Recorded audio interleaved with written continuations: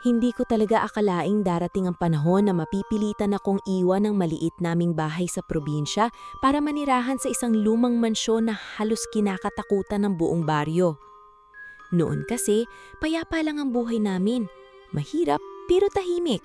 Ako lang at ang mga magulang ko sa gilid ng bundok kung saan tanawang malawak na kagubatan at palayan. Pero isang gabi, parang biglang nagbago ang lahat nang masunog ang sinasakyan nilang bus pauwi galing bayan. Wala ni isa sa mga sakayang nakaligtas.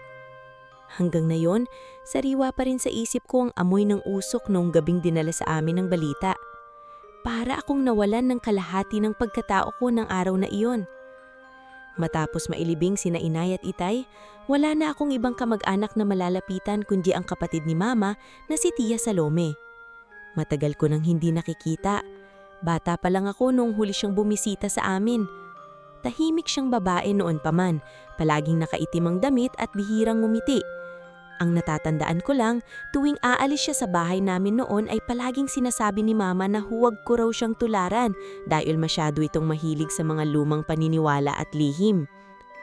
Hindi ko alam kung anong ibig sabihin noon hanggang sa makarating ako sa mansyon niya. Malayo iyon sa sentro ng baryo. Kailangan pang lampasan ng makapal na kagubatan bago marating ang lumang bakal na gate na halos kalawangin na. Habang sakay ako ng tricycle noon, napansin kong unti-unting nawawala ang mga bahay sa paligid. Puro puno na lang at hamog ang nakikita ko. Parang mas lumalamig ang hangin habang papalapit kami sa lugar. "Sigurado ka bang diyang katitira?"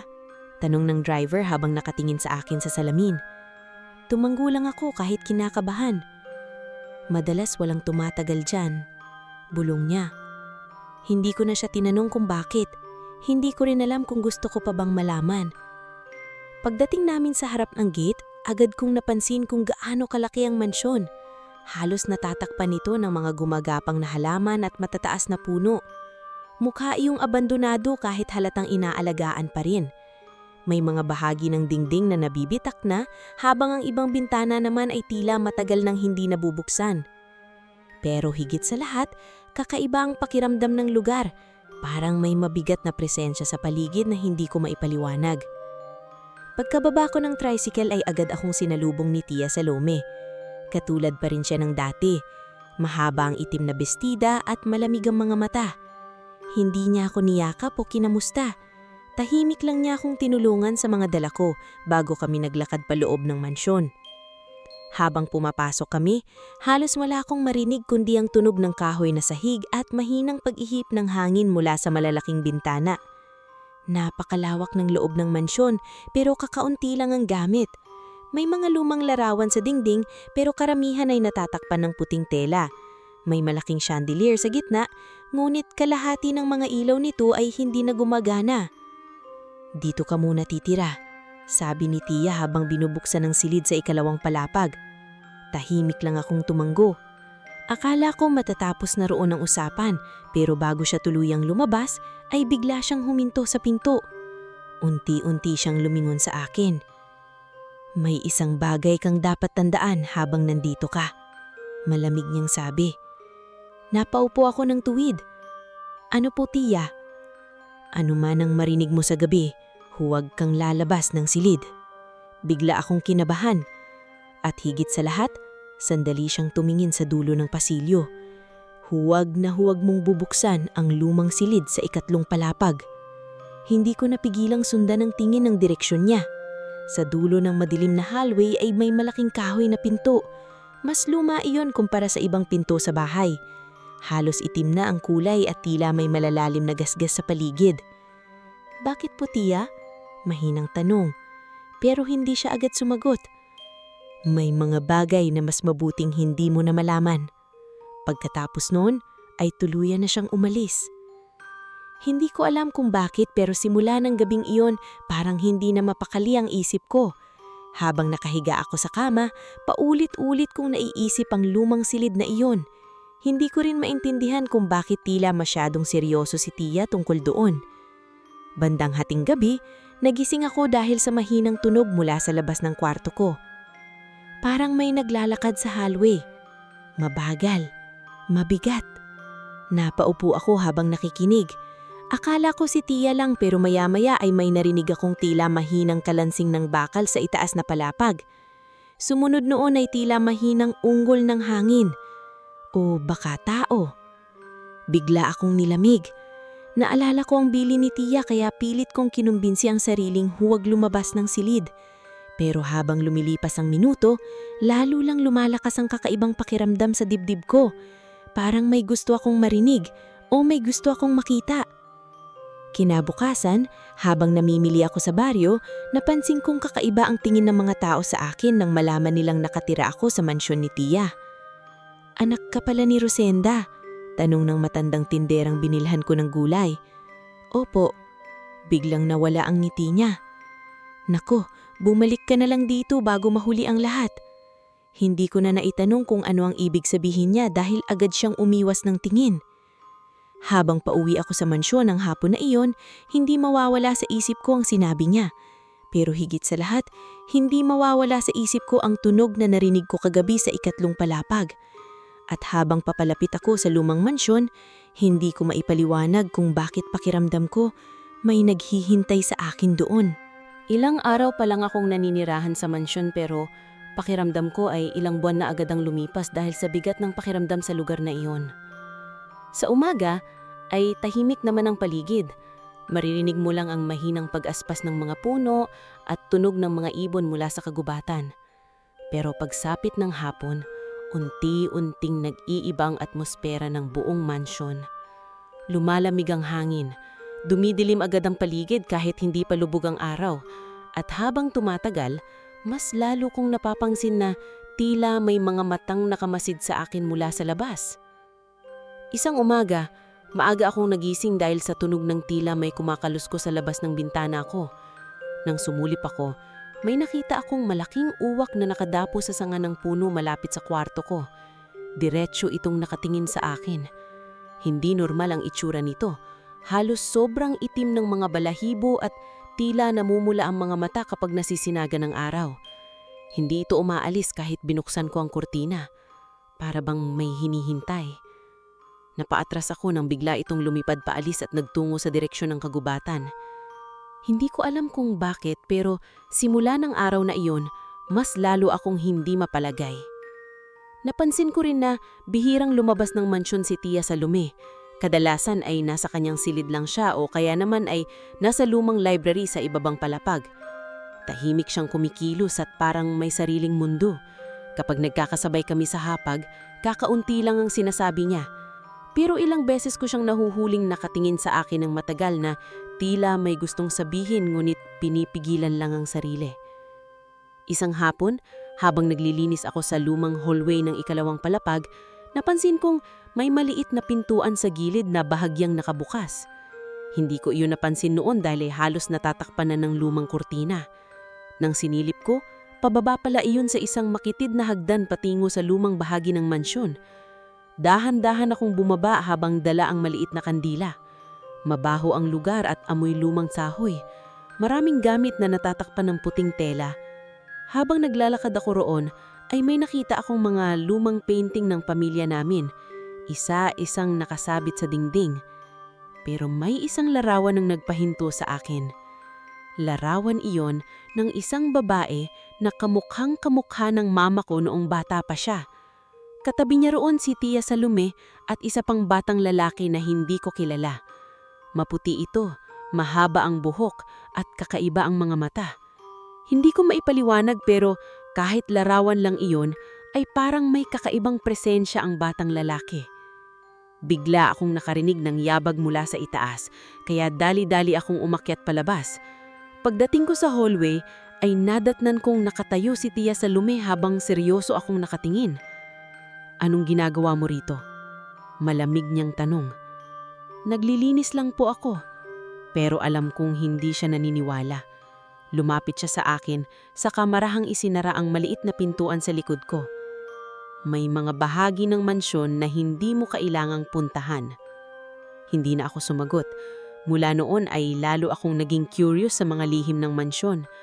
Tuwing gabi kasi ay mas lalo kong naririnig ang kakaibang tunog mula sa itaas na palapag. Minsan parang kalansing ng bakal, Minsan naman ay tila may mahinang ungol ng hangin. Pero may mga pagkakataon na parang boses talaga iyon ng tao. Isang gabi, hindi ko na mapigilan ang sarili ko. Lumabas ako ng kwarto habang tulog na si Tia Salome. Tahimik akong naglakad sa hallway hanggang makarating sa hagdang paakyat sa ikatlong palapag. Habang papalapit ako roon ay pakiramdam ko, lalong lumalamig ang paligid. Halos nanginginig ang kamay ko habang hawak ang kandila. Pagdating ko sa itaas, agad kong napansin na iba ang itsura ng lugar kumpara sa ibang bahagi ng mansyon. Mas luma ang mga dingding at tila matagal nang walang taong pumupunta roon. May mga lumang pintura na kupas na at makakapal na alikabok sa sahig. At sa dulo ng hallway, naroon ang lumang silid. Tahimik lang akong nakatitig sa malaking kahoy na pinto. Mas nakakatakot pala ito kapag malapitan. May malalalim na gasgas sa paligid nito at tila may mga kakaibang simbolong nakaukit sa kahoy. Habang nakatingin ako roon ay bigla kong narinig ang mahinang tunog mula sa loob ng silid. Kalansing, parang kadena. Napahinto ang paghinga ko. Maya-maya ay may mahina akong narinig. Parang bulong. Hindi ko maintindihan ang sinasabi pero malinaw na galing iyon sa loob ng silid. Bigla akong napaatras nang makarinig ako ng malakas na tunog mula sa ibaba. Agad kong pinatay ang kandina at nagtago sa gilid ng hallway. Ilang segundo pa ay nakita kong paakyat si Tia Salome habang may hawak na gasera. Dahan-dahan siyang lumapit sa lumang silid. Tahimik lang akong nakamasid habang inilalabas niya ang isang maliit na susi mula sa bulsa niya. Ngunit hindi niya binuksan ang pinto. Sa halip ay tumayo lang siya roon habang tila may kinakausap sa loob. Hindi ko marinig ang mga salita niya pero napansin kong seryoso ang mukha niya. Pagkaraan ng ilang minuto ay biglang lumakas ang hangin sa buong hallway. Nagsimulang umugong ang paligid at halos mamatay ang ilaw ng gasera. At sa unang pagkakataon, may narinig akong malinaw na boses mula sa loob ng silid. "Palayain mo na ako." Napakalamig ng boses na iyon ngunit hindi galit. Parang pagod. Parang matagal nang naghihintay. Nanlaki ang mata ko habang pilit pinapakalma ang sarili. Pero mas lalo akong natakot nang biglang lumingon si Tia Salome sa direksyon ko. Para bang alam niyang naroon ako sa dilim. Napatigil ang tibok ng puso ko nang tuluyang humarap si Tia Salome sa direksyon kung saan ako nagtatago. Kahit madilim ang hallway, pakiramdam ko ay diretsyong nakatingin siya sa akin. Hindi ako makahinga habang pilit kong pinipigilang gumalaw. Ilang segundo kaming parehong tahimik hanggang sa marahan siyang nagsalita. "Lumabas ka dyan." Nanlamig ang buong katawan ko. Dahan-dahan akong lumabas mula sa gilid ng dingding habang hawak ko pa rin ang kandilang matagal nang namatay. Hindi mawala ang kaba ko habang papalapit siya sa akin. Tahimik lang ang mukha niya pero mas nakakatakot iyon kaysa kung sisigawan niya ako. "Hindi ba sinabi kong huwag kang aakyat dito?" Malamig niyang tanong. May narinig po kasi akong... Mahina akong sagot. Hindi siya agad nagsalita. Saglit siyang tumingin sa lumang pintuan bago muling bumaling sa akin. "Ano man ang marinig mo rito, huwag mong papansinin." Pero bago pa ako makapagsalita ay muli kong narinig ang boses mula sa loob. "Tulungan mo ako." Napatingin agad ako sa pinto habang nanlaki ang mata ko. Hindi na yun mahinang bulong tulad kanina. Mas malinaw na ngayon. Mas malapit. Biglang nag-iba ang ekspresyon ni Tia Salome. Sa unang pagkakataon, nakita ko ang takot sa mukha niya. Mabilis niya akong hinawakan sa braso at halos kalad ka rin pababa ng hagdan. Hindi siya nagsasalita habang pababa kami pero ramdam ko ang higpit ng pagkakahawak niya sa akin. Pagdating namin sa ikalawang palapag ay saka lang siya huminto. "Makinig kang mabuti." Seryoso niyang sabi habang diretso akong tinitignan. "Huwag na huwag kang maniniwala sa kahit anong maririnig mo mula sa silid na iyon." "Pero sino po ba siya?" Tanong ko agad. Nanahimik siya. "Tia, hindi tao ang nakakulong doon." Bigla akong napatahimik. Malakas ang hangin sa labas habang unti-unting umiingay ang mga puno sa paligid ng mansyon. Parang sumabay ang buong bahay sa bigat ng sinabi niya. Matulog ka na. Malamig niyang dagdag bago siya tuluyang umalis. Pero paano ako makakatulog matapos ng gabing iyon? Halos hindi na ako pumikit hanggang umaga habang paulit-ulit kong iniisip ang boses na narinig ko. Hindi iyon tunog halimaw, hindi rin iyon parang masamang nilalang. Sa totoo lang, mas may lungkot pa nga ang boses nito kaysa galit. Kinabukasan, mas naging tahimik si Tia Salome. Hindi niya ako gaanong kinakausap at napansin kong mas madalas siyang nakatimin sa mga bintana ng mansyon na parang hinihintay o binabantayan sa labas. Ako naman, habang tumatagal, lalo lang nagiging magulo ang isip ko. Nagsimula akong makakita ng mga bagay na hindi ko may paliwanag. Tuwing madaling araw, may mga aninong gumagalaw sa kagubatan sa likod ng mansyon. Minsan, akala ko mga tao, pero sobrang bilis nilang mawala sa dilim. Isang beses pa nga, habang nasa hardin ako, may nakita akong tila babaeng nakaputi sa pagitan ng mga puno. Mahaba ang buhok nito at nakatitig lang sa akin mula sa malayo. Pero nang lumapit ako ay bigla itong naglaho na parang usok. Mas lalo akong kinilabutan nang mapansin kong may mga bakas ng paa sa pupik sa likod ng bahay tuwing umaga. Hindi pangkaraniwang bakas. Parang paa ng tao pero mas mahahaba ang mga daliri. Hindi ko yun sinabi kay Tia dahil alam kong magagalit lang siya. Isang hapon naman, habang naglilinis ako sa lumang library, may nakita akong lumang libro na nakatago sa ilalim ng kabinete. Makapal iyon at halos pudpud na ang takip. Nang binuksan ko, napansin kong puro sulat kamay ang laman. Mga lumang kwento tungkol sa engkanto. Noon ko unang nabasa ang tungkol sa mga nilalang na nakatira raw sa malalalim na kagubatan at kayang mag-anyong tao. May ilan daw sa kanilang mapayapa, pero meron ding mapanganib kapag nagalit. Habang binabasa ko ang libro ay may isang pahina ang nagpahinto sa akin. May drawing doon ng isang lalaking nakagapos sa kadena. Nanlamig agad ang katawan ko. Halos kapareho iyon ng boses na narinig ko sa silid sa ikatlong palatag. Sa ibaba ng drawing ay may nakasulat na salita. Tagabantay ng hangganan. Hindi ko maintindihan ang ibig sabihin noon pero ramdam kong konektado iyon sa lihim ng mansyon. Bigla kong narinig ang pagbukas ng pinto ng library kaya dali-dali kong sinara ang libro. Si Tia Salome iyon. Pagpasok niya agad niyang napansin ang hawak kong lumang aklat. Mabilis siyang lumapit at inagaw iyon sa akin. Saan mo nakita ito? Malamig niyang tanong. Diyan lang po. Mabigat siyang huminga bago niya itinago ang libro sa kabinete. Hindi mo kailangang malaman ang mga bagay na iyon.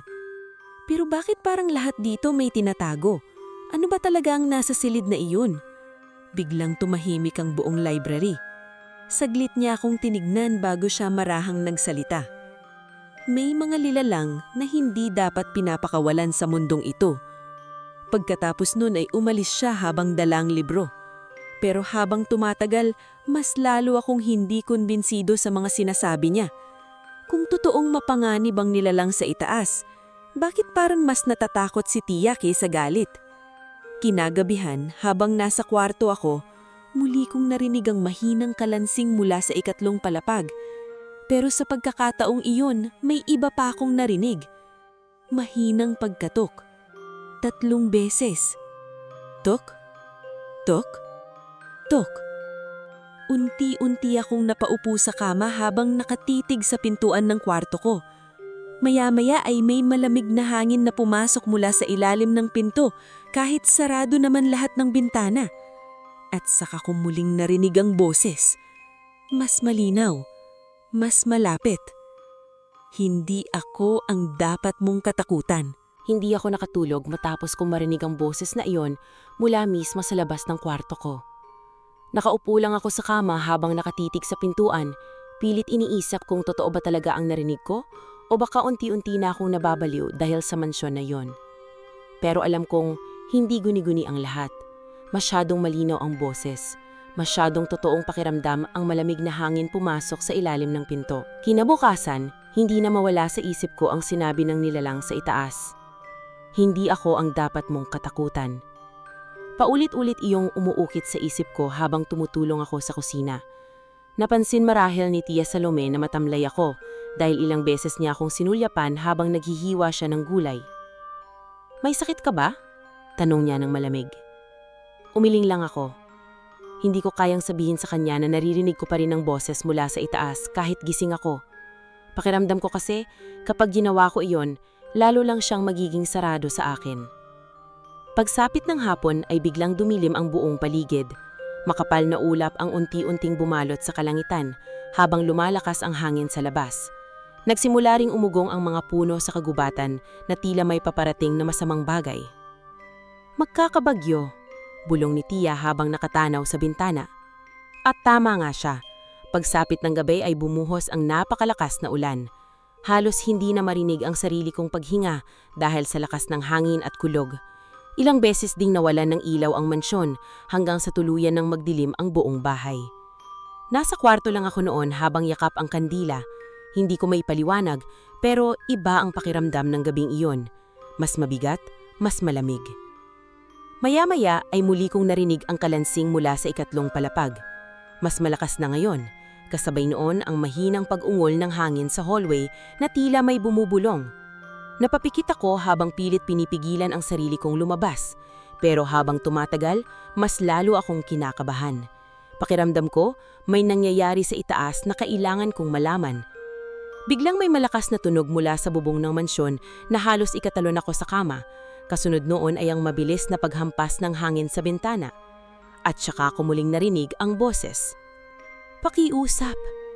Napalingon ako sa pintuan ng kwarto ko. "Tulungan mo ko." Nanigas ang buo kong katawan. Hindi na iyon parang bulong mula sa malayo. Pakiramdam ko'y nasa mismong labas na ng kwarto ko ang nagsasalita. Dahan-dahan akong tumayo habang nanginginig ang kamay ko. Hindi ko alam kung tama ba ang gagawin ko, pero may bahagi sa akin na gustong malaman ng totoo.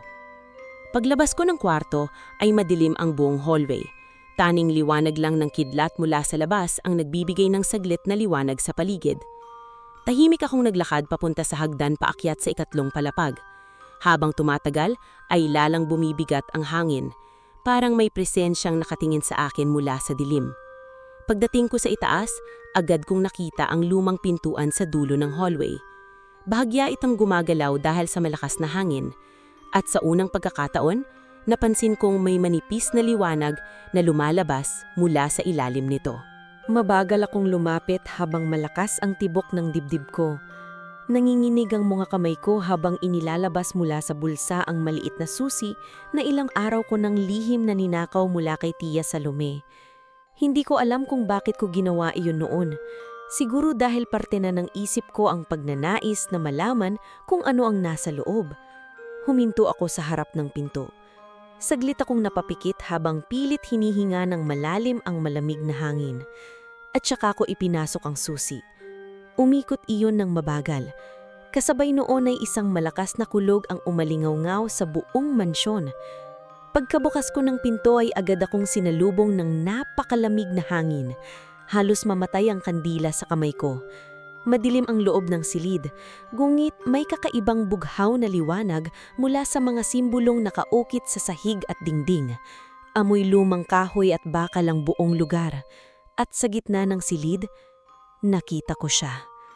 Napahinto agad ang paghinga ko. Isang lalaki. Nakatali ang dalawang kamay niya sa makakapal na kadena na nakakabit sa dingding. Topless siya at bakas sa maputla niyang katawan ng mga lumang sugat at kakaibang marka na tila mga sinaunang simbolo. Mahaba ang buhok niyang, halos umabot sa balikat, at basang-basa iyon dahil sa malamig na singaw sa loob ng silid. Pero higit sa lahat, hindi normal ang mga mata niya.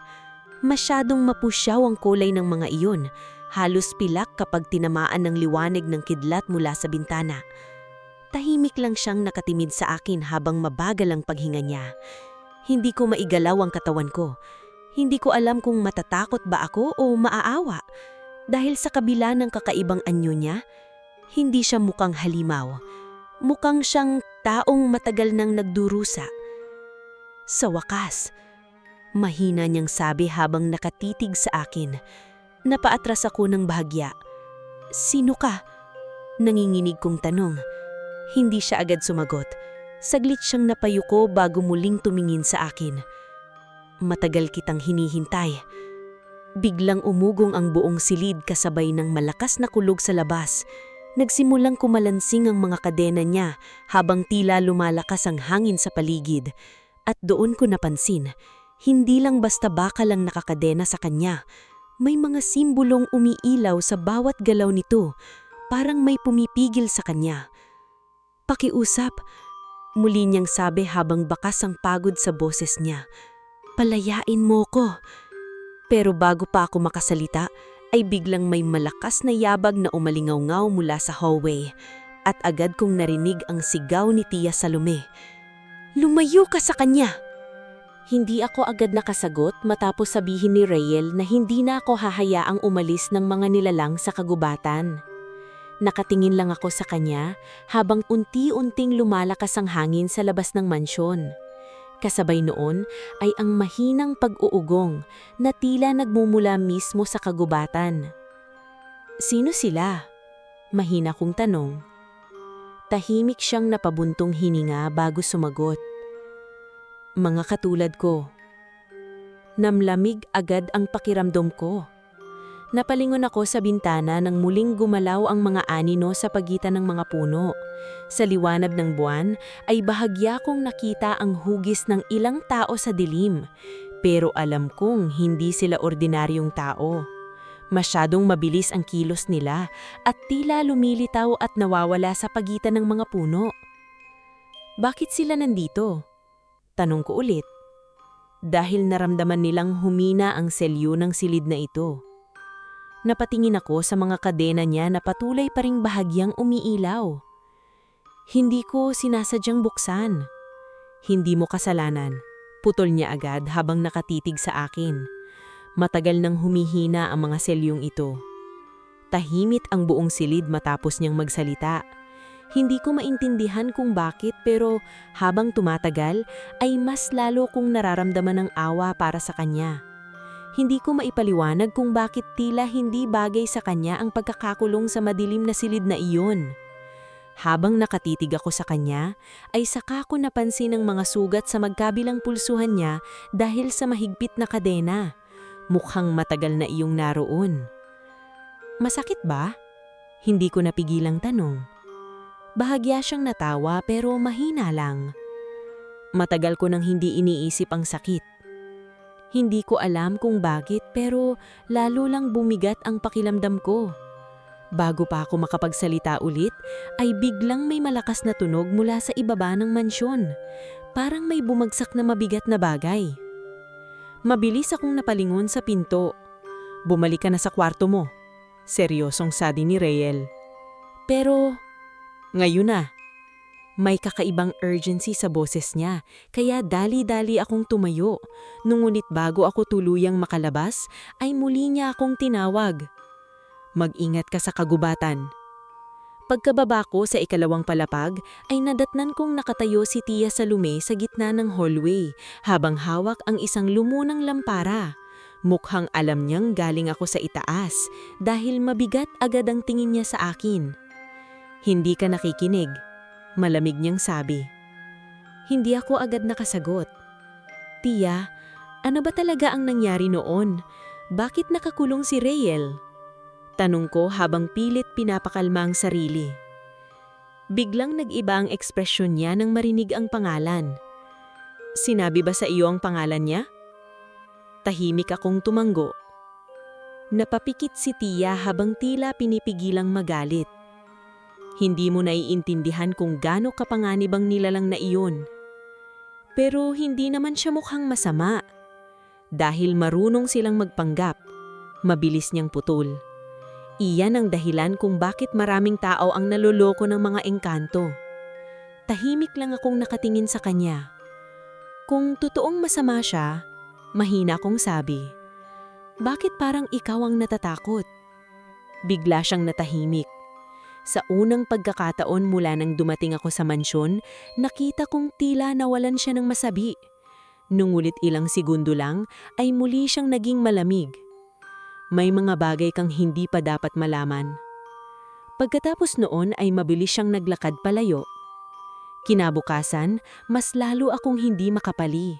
Habang nagdidilig ako sa hardin ng mansyon, ay pakiramdam kong may nakatingin sa akin mula sa kagubatan. Ilang beses akong napapalingon sa direksyon ng mga puno. At isang beses, may nakita akong lalaki sa pagitan ng mga puno. Matangkad siya at nakasuot ng itim na damit. Mahaba rin ang buhok niya at maputla ang balat. Tahimik lang siyang nakatingin sa akin. Namlamig agad ang katawan ko. Pero sa isang kisap lang ay biglang siyang nawala, parang usok. Napaatras ako habang mabilis ang tibok ng puso ko. Maya-maya ay narinig ko ang sigaw ni Tia Salome mula sa loob ng bahay. "Pumasok ka rito." Dali-dali akong bumalik sa loob habang nanginginig pa rin. "Ano po yun?" Hindi siya agad nagsalita. Sa halip ay isinara niya agad ang malaking pinto ng mansyon at ikinandado iyon. "Nakita ka ba ng labas?" Seryosong sabi niya. Hindi ako alam kung magsisinungaling pa kaya tumanggo na lang ako. Saglit na papikit si Tia habang tila naaasahan na niya iyon. Nagsisimula na silang lumapit. Sino sila? Mga bantay ng kagubatan. Tahimik ang buong paligid habang nagsasalita siya. Kapag tuluyang nang umina ang selyo ni Rael, babalik sila para kunin siya. "Bakit?" Hindi siya agad sumagot. Pero bago pa siya makapagsalita, ay biglang namatay ang lahat ng ilaw sa mansyon. Kasabay niyon ay ang malakas na pag-ihip ng hangin sa labas. At saka namin narinig. Mahinang katok mula sa malaking pintuan ng bahay. Tok. Tok. Tok.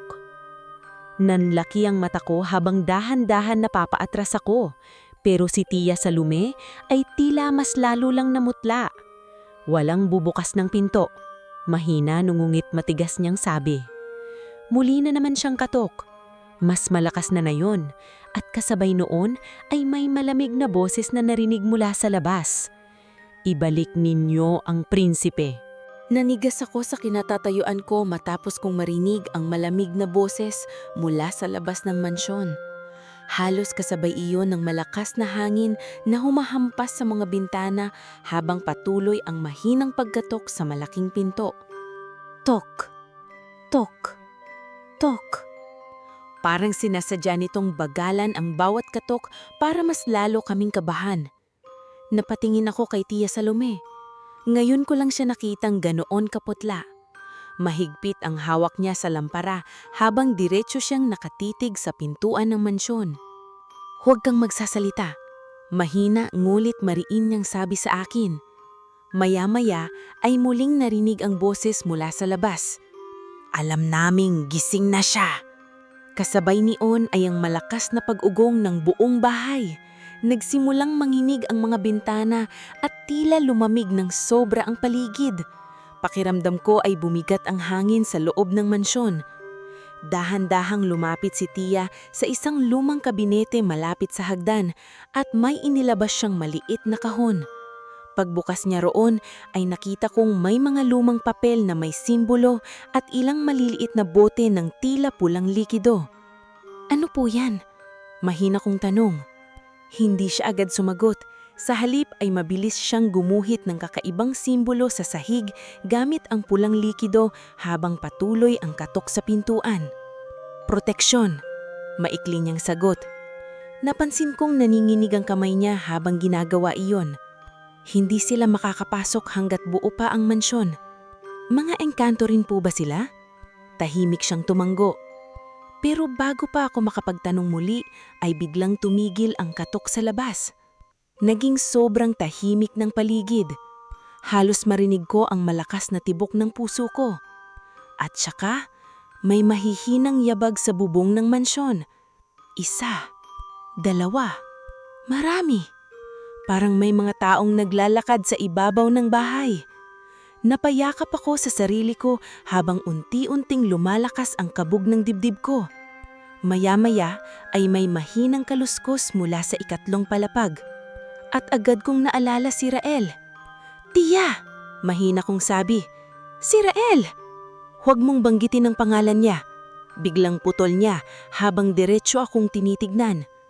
Lalong lumalakas ang koneksyon nila sa kanya kapag naririnig nila iyon. Bigla akong natahimik. Ngunit habang tumatagal ay mas lalo kong gustong maintindihan ng lahat. Bakit ba siya tinatawag na prinsipe? Ano ba talaga siya? Matagal na hindi sumagot si Tia Salome. Tanging tunog lang ng hangin at mga yabag sa bubong ang naririnig sa paligid. Pagkatapos ay dahan-dahang siyang umupo sa lumang silya malapit sa bintana. Matagal na panahon na ang nakalipas, mahinang umpisa. Bago pa maitayo ang baryong ito, kagubatan na ang buong lugar na ito at hindi tao ang tunay na nagmamay-ari ng lupaing ito. Tahimik lang akong nakikinig. Isa sa pinakamakapangyarihang angkan noon ay ang pamilya ni Rael. Kung ganoon, bakit siya nakakulong? Napabuntong hininga si Tia. Dahil may digmaang nangyari sa pagitan ng tao at engkanto. Tahimik ang buong mansyon habang nagsasalita siya. Pakiramdam ko ay parang buhay na buhay sa isip niya ang mga alaala. Maraming tao noon ang nawawala sa kagubatan. May mga batang hindi na nakakauwi. Mga magsasakang natatagpo ang patay sa ilalim ng mga puno. Dahil doon, nagsimulang matakot ang mga tao. Si Rael po ba ang may gawa noon? Biglang tumingin sa akin si Tia. Hindi namin alam. Napatigil ako. Pero naniwala ang mga ninuno natin na kapag nawala ang prinsipe ng mga engkanto, mawawala rin ang kapangyarihan ng kanilang kaharian. Kaya nila siya ikinulong? Tahimik siyang tumanggo. Isa ang pamilya natin sa gumawa ng kasunduan. Parang may mabigat na bagay na bumagsak sa dibdib ko. Hindi lang basta nakakulong si Rael. Dugtong niya. Siya ang nagsisilbing selyo sa hangganan ng mundo nila at mundo natin. Hindi ko agad naintindihan. Ano pong ibig sabihin? Habang nakakadena siya rito, hindi ganap na makakatawid ang mga engkanto sa mundo ng tao. Bigla akong napaisip sa mga aninong nakikita ko sa kagubatan. Pero habang tumatagal, mahina niyang dagdag, humihina ang mga kadena. Tahimik akong napaupo. Ngayon ko lang lubos na naintindihan kung bakit gano'n na lang katindi ang takot ni Tia Salome. Hindi lang pala basta lihim ang itinatago ng mansyon. Para itong kulungan. At si Rael ang kandadong pumipigil sa isang bagay na mas malaki pa kaysa naiisip ko. Kung ganun, mahina akong sabi. Bakit parang hindi naman siya masama? Biglang napatahimik si Tia. Saglit siyang napatingin sa kisame na tila iniiwasan ang tanong ko. Dahil hindi lahat ng engkanto ay halimaw. Mahina niyang sagot. Napatigil ako. Pero hindi rin lahat sa kanila ay mapagkakatiwalaan. Biglang lumakas ang hangin sa labas kasabay ng malakas na kalabog mula sa bubong. At saka namin narinig ang isang sigaw mula sa ikatlong palapag. Sigaw iyon ni Rael. Napatalon ako sa gulat habang mabilis na tumayo si Tia Salome. Hindi pa sila dapat nakakapasok. Bulon niya habang namumutla. At bago pa kami makagalaw, biglang namatay ang apoy ng lampara. Kasabay noon ay ang malamig na bulong na umalingaw-ngaw sa buong mansyon. Nagising na ang kagubatan. Pagkamatay ng apoy ng lampara ay tuluyan ng nilamon ng dilim ang buong mansyon. Tanging tunog ng malakas na hangin at pag-uungong ng lumang kahoy ang maririnig sa paligid. Nanigas ako habang pilit inaaninag ang mukha ni Tia Salome sa kadiliman. Tia, mahina akong tawag. Huwag kang gagalaw. Mabilis niyang sagot. Pero bago pa kami makakilos ay muli naming narinig ang sigaw mula sa ikatlong palapag. Mas malakas na ngayon yun. Ramdam na ramdam ko ang sakit at galit sa boses ni Rael. Kasabay noon ay ang sunod-sunod na kalabog mula sa bubong ng mansyon. Parang may mga nilalang na nagtatakbuhan sa ibabaw nito. Maya-maya ay biglang nabasag ang isa sa malalaking bintana sa sala. Napasigaw ako habang mabilis na pumasok ang napakalamig na hangin sa loob. Nagliparan ng mga kortina at tila sabay-sabay na nag-ingay ang buong bahay. At doon ko sila unang nakita ng malinaw. 3 tao ang nakatayo sa labas ng mansyon. O akala ko tao. Mapuputla ang balat nila at sobrang hahaba ng buhok. Nakasuot sila ng maitim na kasuotan na halos humahalo sa dilim ng kagubatan. Ngunit higit sa lahat, kakaiba ang mga mata nila. Kumikinang iyon sa dilim na parang sa hayop. Tahimik lang silang nakatingin sa loob ng bahay. Hindi ko igalaw ang katawan ko. "Tumingin ka sa sahig!" Sigaw ni Tia Salome. Mabilis akong napayuko habang may inilalabas siyang maliit na supot mula sa bulsa niya. Agad niyang ikinalat sa paligid ang tila abo habang bumubulong ng mga salitang hindi ko maintindihan. Biglang umungong ang buong sala. Kasabay noon ay ang sabay-sabay na paglingon ng mga nilalang sa labas kay Tia. "Matagal ka nang nagtatago, Salome?" Malamig na sabi ng isa sa kanila. Parang nanigas ang hangin sa paligid matapos magsalita ang nilalang. "Hindi ninyo siya makukuha," sagot ni Tia habang mahigpit ang hawak sa maliit na kutsilyong may simbolo. Biglang ngumiti ang nilalang sa labas. Hindi na kayang-kayang protektahan ng mansyon. At sa isang iglap, biglang nagdilim lalo ang paligid. Mabilis na gumalaw ang mga nilalang. Hindi ko man lang nakita kung paano sila nakapasok, pero bigla silang lumitaw sa loob ng sala na parang usok. Napasigaw ako habang umaatras ang napakalamig na hangin sa loob. Nagliparan ng mga kurtina at tila sabay-sabay na nag-ingay ang buong bahay. Kasabay noon ay ang malakas na pag-uungong mula sa ikatlong palapag. "Rael!" Sigaw ng isa sa mga nilalang habang nakatingala sa itaas. Biglang lumiwanag ang buong mansyon sa kulay bughaw na ilaw na tila nanggagaling sa ikatlong palapag. Nagsimulang manidig ang sahig habang palakas ng palakas ang kalansing ng mga kadena. "Hindi pa siya handa!" Sigaw ni Tia habang mabilis niyang tinutulak papunta sa likod niya. Ngunit hindi ako makaalis ng tingin sa mga nilalang. Hindi sila mukhang ordinaryong engkanto sa mga kwento. May kakaiba sa kilos nila. Parang hindi sila ganap na tao, ngunit hindi rin halimaw. Biglang tumingin sa akin ng isa sa kanila. At doon ko naramdaman ang matinding lamig sa buong katawan ko. Siya ba ang tagapagmana? Malamig nitong tanong. Hindi sumagot si Tia, pero sapat na ang katahimikan niya. Unti-unting ngumiti ang nilalang sa labas. Kaya pala nagising ang prinsipe. Biglang lumakas ang hangin sa paligid at halos mapatid ang paghinga ko nang maramdaman kong parang may humihila sa akin papunta sa hagdan. Kasabay noon ay ang malakas na pagsabog mula sa itaas. Napatingin kaming lahat sa kisame habang unti-unting bumabagsak ang mga alikabok at kahoy, at saka bumukas mag-isa ang pintuan patungo sa ikatlong palapag. Mula roon ay dahan-dahang bumaba ang malamig na hangin na tila buhay. Tahimik na napaatras ang tatlong nilalang. At sa gitna ng bughaw na liwanag, nakita ko si Rael. Nasa itaas siya ng hagdan habang nakakadena pa rin ang magkabilang kamay. Ngunit tila mas maliwanag na ngayon ang buong katawan niya. Kumakalansing ang mga kadena sa bawat hakbang niya, habang ang mga simbolong nakaukit doon ay nagliliwanag. Ngunit hindi iyon ang ikinagulat ko, kundi ang mga mata niya. Hindi na iyon katulad dati. Mas maliwanag na ngayon ang kulay pilak niyang mga mata at tila umiikot ang hangin sa paligid niya. Tahimik lang siyang bumababa habang diretso ang tingin sa mga nilalang sa sala. "Umalis kayo rito," malamig niyang sabi. Parang agad na bumigat ang buong paligid matapos niyang magsalita. "Prinsipe," mahina ngunit puno ng galang na sabi ng isa sa mga nilalang. Huminto si Rael sa gitna ng hagdan.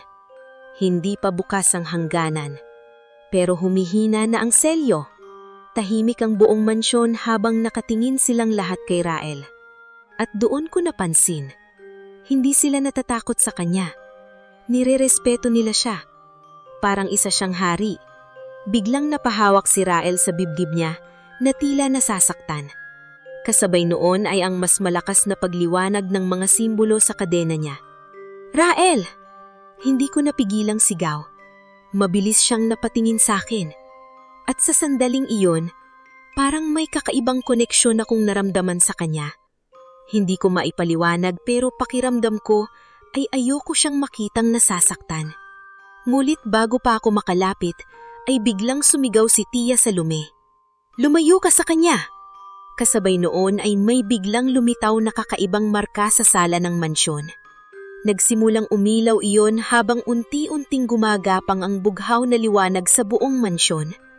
At saka ko narinig ang sinabi ni Rael na tuluyang nagpagulo sa isip ko. Hindi nila alam na ang totoong dahilan kung bakit ako nakakulong dito ay para protektahan kayo mula sa kanya. Parang tumigil ang buong paligid matapos sabihin ni Rael na hindi ang mga engkanto ang tunay naming dapat katakutan. Nakatitig lang ako sa kanya habang patuloy na kumakalansing ang mga kadena sa mga kamay niya. Ang bughaw na liwanag na nanggagaling sa mga simbolo sa sahig ay lalo pang lumalakas, dahilan para manginig ang buong mansyon. "Ano ang ibig mong sabihin?" Nanginginig kong tanong. Hindi agad sumagot si Rael. Sa halip ay mabagal siyang napatingin kay Tia Salome. At doon ko nakita ang kakaibang takot sa mukha ni Tia. "Huwag mo nang sabihin." Malamig ngunit bakas ang kaba niyang sabi. Tahimik na napangiti si Rael ngunit puno iyon ng lungkot. "Hanggang ngayon," mahina niyang sabi, "itinatago mo pa rin sa kanya ang totoo." Napaatras ako habang palipat-lipat ang tingin ko sa kanilang dalawa. "Tia, ano bang ibig niyang sabihin?" Ngunit bago pa makasagot si Tia, ay biglang lumuhod si Rael habang napapahawak sa dibdib niya. Muling nagliwanag ang mga simbolo sa kadena at tila mas lalo siyang nasasaktan. "Prinsipe!" Mahina ngunit puno ng pag-aalala na sabi ng isa sa mga nilalang na kasama niya. "Umalis kayo rito!" Pilit na sabi ni Rael habang hirap huminga. Hindi pa siya gising. Biglang lumakas ang hangin sa loob ng mansyon kasabay ng pag-uga ng buong bahay. Nagsimulang mabasag ang ilang salamin sa dingding habang ang mga lumang larawan ay isa-isang nahuhulog sa sahig. At doon ko napansin ang isang bagay. Habang nanginginig ang dingding malapit sa hagdan, bahagyang natanggal ang lumang wallpaper roon. May nakatagong simbolo sa likod nito. Parehong simbolo ng nasa kadena ni Rael. Biglang nangutla si Tia Salome nang makita iyon. "Hindi!" bulong niya. "Ano iyon?" tanong ko habang papalapit sa dingding. Pero mabilis niya akong pinigilan. "Huwag mong hahawakan!" Ngulit huli na. Bahagya kong nadikit ang kamay ko sa simbolo. At sa isang iglap, biglang may malalakas na imahe na pumasok sa isip ko. Napapikit ako habang tila umiikot ang buong paligid. Nakita ko ang kagubatan, pero hindi ito katulad ng ngayon. Mas buhay ito, mas maliwanag, punong-puno ng kakaibang ilaw at nilalang na hindi tao. At sa gitna ng kagubatan ay nakita ko si Rael. Ngunit hindi siya nakakadena. Nakasuot siya ng mahabang itim na kasuotan habang nakatayo sa harap ng napakaraming nilalang na tila yumuyuko sa kanya. Isa siyang prinsipe, at sa tabi niya may isang babaeng nakatayo. Biglang bumilis ang tibok ng puso ko nang makita ang mukha nito. Kamukhang mukha ko siya, parang ako, ngunit hindi ako. At saka ko narinig ang isang boses mula sa likod ng alaala. Kapag bumagsak ang hangganan, magigising siya. Biglang nagbago ang paligid sa isip ko. Nakita ko ang apoy, mga tao na tumatakbo, mga sigawan, at sa gitna ng kaguluhan ay nakita ko si Tia Salome habang may hawak na kakaibang punyal na kumikislap sa bugham na liwanag. Kasama niya ang ilang tao mula sa baryo, at nasa harap nila si Rael, nakagapos, duguan, ngulit hindi siya lumalaban. "Patawarin mo ako," ibiyak na sabi ng babaeng kamukha ko habang nakatingin kay Rael. At doon ko nakita, ang babaeng iyon ay ang mama ko. Biglang bumalik ang paningin ko sa kasalukuyan habang hinihingal ako sa sahig. Nanlalabo ang mga mata ko habang pilit inuunawa ang mga nakita ko. "Mama!" Mahinang bulong. Tahimik ang buong sala. Nakatitig lang si Tia Salome sa akin habang nanginginig ang mga kamay niya. "Anong ginawa ninyo?" Nanginginig kong tanong. Napapikit siya habang tila hirap na hirap magsalita. "Hindi namin planong mangyari iyon. Kinulong ninyo siya," putol kong sabi habang napapatingin kay Rael. "Hindi mo naiintindihan ang panganib noon." Hindi ako kailanman nagsimula ng digmaan. Malamig ngunit pagod na sabi ni Rael. Tahimik ang buong paligid matapos niyang magsalita at saka unti-unting lumapit ang isa sa mga engkanto mula sa likuran. Sabihin mo na sa kanyang buong katotohanan, sabi nito kay Tia Salome. Ngunit bago pa siya makasagot, ay biglang umugong ang buong mansyon ng napakalakas. Kasabay noon ay ang pagbitak ng sahig sa gitna ng sala. Napaatras kaming lahat habang mula roon ay may lumabas na napakalamig na hangin. At saka ko narinig ang isang boses, mas malalim, mas malamig, at mas nakakatakot kaysa anumang narinig ko mula kay Rael. Sa wakas, biglang namutla si Rael. Hindi maaari, bulong niya. Mabilis niyang tumingin sa akin habang bakas sa mukha niya ang matinding takot sa unang pagkakataon. Lumayo ka rito! Sigaw niya. Ngulit huli na. Unti-hunting kumalat ang maitim na usok mula sa bitak sa sahig habang nagsisimulang mamatay ang bughaw na ilaw sa paligid. At sa gitna ng kaduliman ay may isang nilalang na dahan-dahang umaahon mula sa ilalim ng mansyon. Mas matangkad ito kaysa ordinaryong tao. Mahaba ang mga kuko at ang mga mata nito ay kulay itim na tila walang katapusan. Biglang napaluhod ang dalawang engkanto sa sala habang tila natatakot. Ngunit si Rael, parang tuluyang nawalan ng kulay ang mukha niya. At doon ko narinig ang sinabi ni Tia Salome na tuluyang nagpayanig sa buong pagkatao ko. Siya ang tunay na dahilan kung bakit kinadena namin si Rael. Halos hindi ako makahinga habang nakatitig sa nilalang na unti-unting umaahon mula sa ilalim ng mansyon. Hindi ko maipaliwanag ang tunay nitong anyo dahil parang nagbabago ang hugis ng katawan nito sa bawat galaw. Minsan mukha itong tao, minsan naman ay tila puro usok at anino lang. Ngunit ang mga mata nito, iyon ang hindi ko makalimutan. Maitim, walang buhay, parang kayang lunukin ang buong pagkatao mo kapag tinitigan ka nito. Unti-unting umatras ang dalawang engkantong kasama namin habang nakayuko. Bumalik ka sa ilalim. Malamig ngunit hirap na sabi ni Rael. Ngunit ngumiti lang ang nilalang. Matagal ko nang hinihintay na humina ang selyo. Kasabay noon ay muling umugong ang buong mansyon. Nagsimulang mabitak ang mga dingding habang isa-isang namamatay ang mga bughaw na simbolong nakaukit sa sahig. Napatingin ako kay Rael.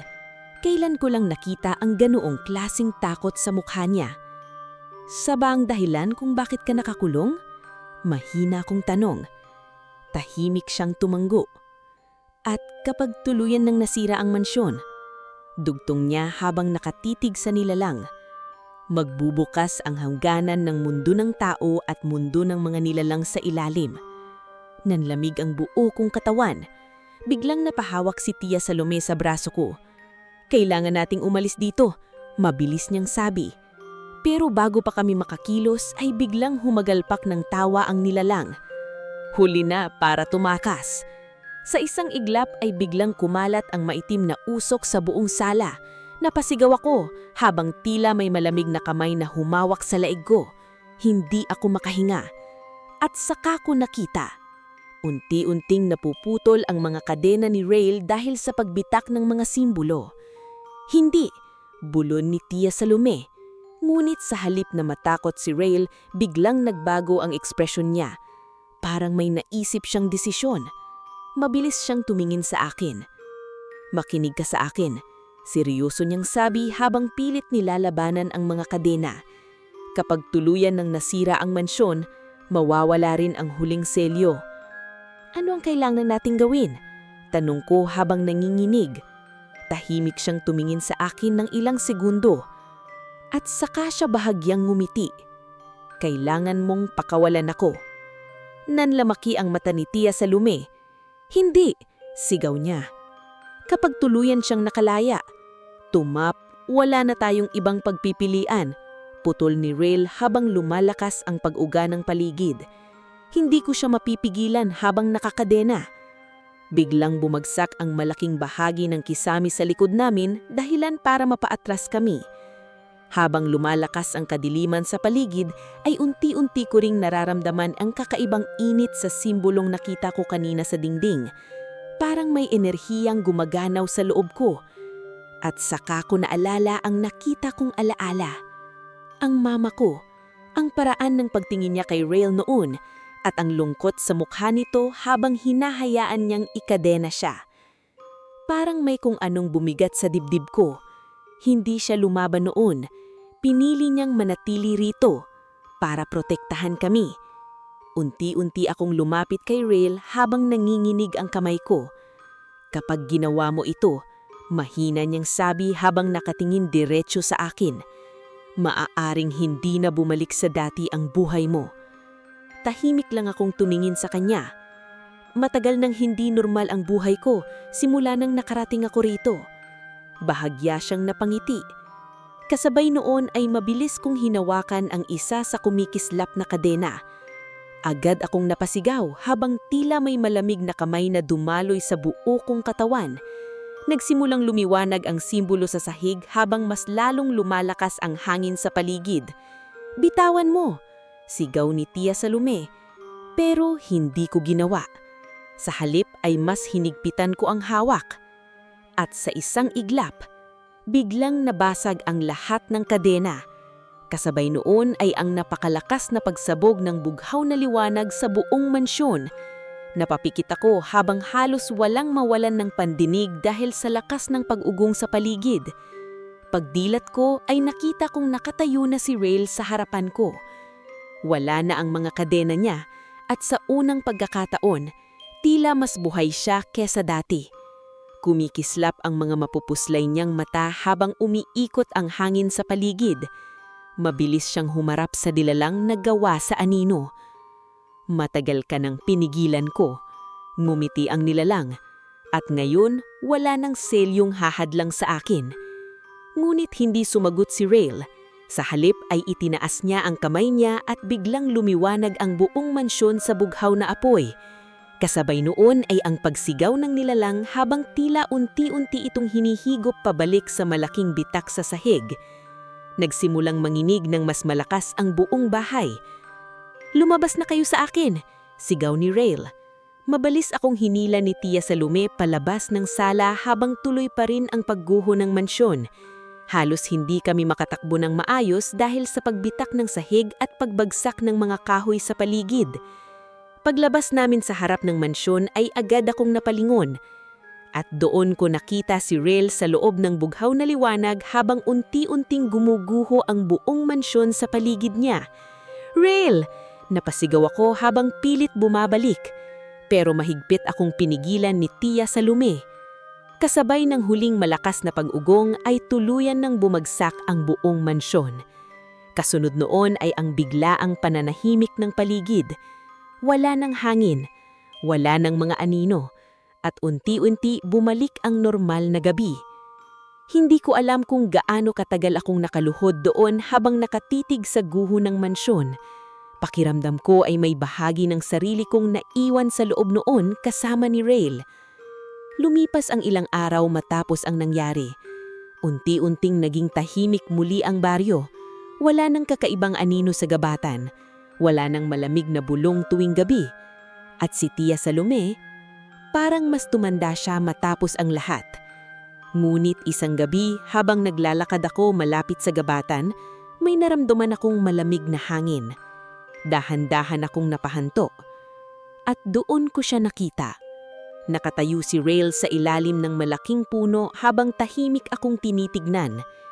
Hindi na siya nakakadena. Hindi na rin siyang mukhang prinsipe ng mga engkanto. Simple na lang ang suot niyang damit at mas mukha na siyang ordinaryong tao. Pero nang mumiti siya, bahagyang kumislap ang mapupuslay niyang mata sa dilim.